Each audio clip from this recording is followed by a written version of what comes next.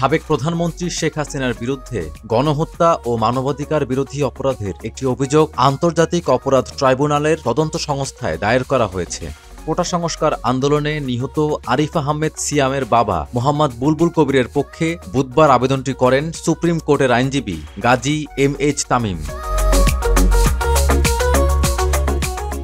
এই আবেদনে 15 জুলাই থেকে 5 আগস্ট পর্যন্ত আহত হয়ে পরবর্তীতে বিভিন্ন তারিখে নিহতদের বিষয় ও ঘটনার স্থান হিসাবে সমগ্র বাংলাদেশকে উল্লেখ করা হয়েছে। যাদের বিরুদ্ধে তদন্ত সংস্থায় অভিযোগ দেওয়া হয়েছে তারা হলেন সাবেক প্রধানমন্ত্রী ও আওয়ামী লীগের সভানেত্রী শেখ হাসিনা, সাবেক সেতুমন্ত্রী ও সাধারণ সম্পাদক ওবায়দুল কাদের, সাবেক স্বরাষ্ট্রমন্ত্রী আসাদুজ্জামান খান কামাল, সাবেক ডাক ও টেলিযোগাযোগ প্রতিমন্ত্রী জুনায়েদ আহমেদ পলক, সাবেক তথ্য প্রতিমন্ত্রী মোহাম্মদ আলী আরাফাত এবং তৎকালীন সরকারের কতিপয় মন্ত্রী, প্রতিমন্ত্রী ও সংসদ সদস্য, সাবেক পুলিশ মহাপরিদর্শক চৌধুরী আব্দুল্লাহ আল মামুন, সাবেক অতিরিক্ত পুলিশ মহাপরিদর্শক ও ঢাকা মহানগর গোয়েন্দার প্রধান হারুন আর রশিদ, ঢাকা মহানগর পুলিশের সাবেক কমিশনার হাবিবুর রহমান ও কতিপয় অসাধু পুলিশ কর্মকর্তা ও সদস্য,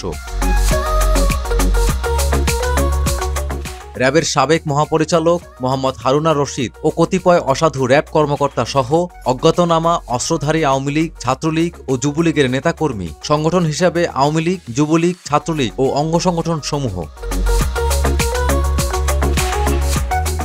অভিযোগে 1 থেকে 9 নং আসামির নির্দেশে ও পরিকল্পনায় অন্যান্য আসামিরা দেশীয় এবং আগ্নেয়াস্ত্র দ্বারা নির্বিচারে গুলিবর্ষণ করে বৈষম্য বিরোধী আন্দোলনকারী সাধারণ নিরস্ত্র ছাত্র জনতাদের হত্যা করে তাদের সমূলে বা আংশিক নির্মূল করার উদ্দেশ্যে গণহত্যা ও মানবাধিকার বিরোধী অপরাধ করেছে বলে উল্লেখ করা হয়েছে।